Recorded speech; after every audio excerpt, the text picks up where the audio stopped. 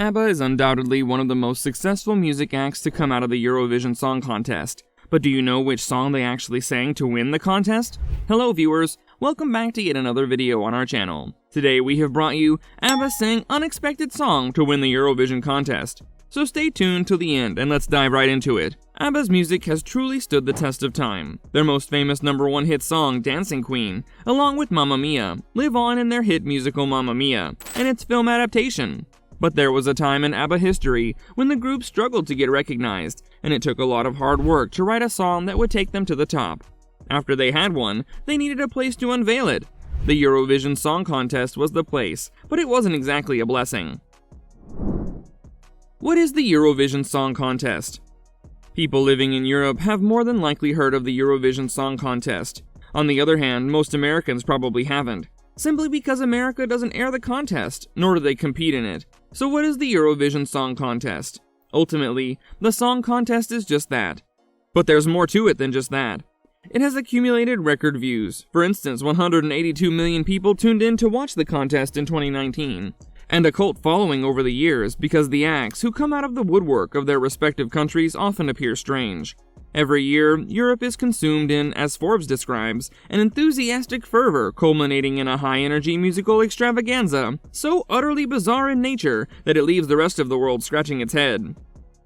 Eurovision started in 1956. Only 26 countries make it to the grand finale. 20 from the semi-finals and 6 who qualify automatically, made up of the previous year's winners alongside the big financial backers, Spain, France, Italy, Germany, and the UK.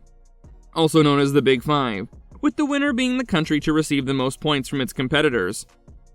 The world's largest musical event was held in Rotterdam in 2021, after being cancelled in 2020, and the winner was Måneskin, which made headlines worldwide. In 2022, America is starting its own version of the contest, called the American Song Contest. During the pandemic, Americans were exposed to Eurovision through Netflix's Eurovision Song Contest, The Story of Fire saga. Along with ABBA, Eurovision helped start the career of singer Celine Dion.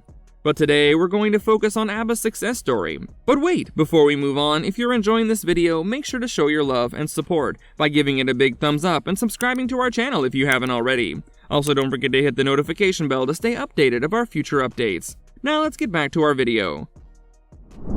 ABBA tried to get into Eurovision in 1973. In the beginning of ABBA's career, the group, which consisted of bandmates Benny Andersson, Björn Ulvaeus, Agnetha Falskog, and Annie Fried, Frida Lyngstad, was called Björn and Benny, Agnetha and Annie Fried. After they recorded their song People Need Love, which earned minimal success, they decided to enter into the 1973 Melodifestivalen, the Swedish competition that selected the act that would compete for the country in the Eurovision Song Contest. According to ABBA's website, they finished third with their song Ring Ring. Ring Ring is a somewhat simplistic song based on the narrator's desire to obtain a phone call from the person they love. The title of the song is meant to represent the sound a telephone makes when someone calls, with the narrator impatiently waiting to receive one from the aforementioned individual. The setting of the song is a dark, dreary night. The narrator is gripped with anxiety because they miss and need their sweetheart on top of suffering from a general feeling of unsolvable depression. They might not have won, but Ring Ring and the album of the same name were hits in Sweden that year. The song also became a hit in other European countries. It was a start for ABBA, and they were motivated to make it big. ABBA won Eurovision in 1974. Now known as ABBA, an acronym of their first names, they entered Melodifestivalen again in 1974 with their song Waterloo. The song was a hit, and allowed the band to make it to Eurovision finally. They won the competition by singing their new song, inspired by the new glam rock genre. The original title of the song was Honey Pie, and was heavily inspired by, as said before, UK glam rock of the time, particularly Wizard's See My Baby Jive. The song itself is about a woman who surrenders to a man and promises to love him, while referencing Napoleon's surrender at the Battle of Waterloo in 1815. According to ABBA, winning Eurovision was the best moment in their entire history. Waterloo became a #1 hit all over Europe and reached the top 10 in the US. However, the band writes on their website that winning Eurovision came with its ups and downs. The competition helped them score their #1 hit, but a stigma came with winning. ABBA struggled with being taken seriously, but after another 18 months, they had more success with their song SOS, which came off their third album, ABBA. Mamma Mia also featured on ABBA, and made it to the #1 spot on the UK charts. Now ABBA has entered into another phase. They released a new album called Voyage on November 5, 2021. They also held a virtual concert to go along with the album in London in May 2022. So what are your thoughts about the new era of ABBA? Let us know in the comments section below.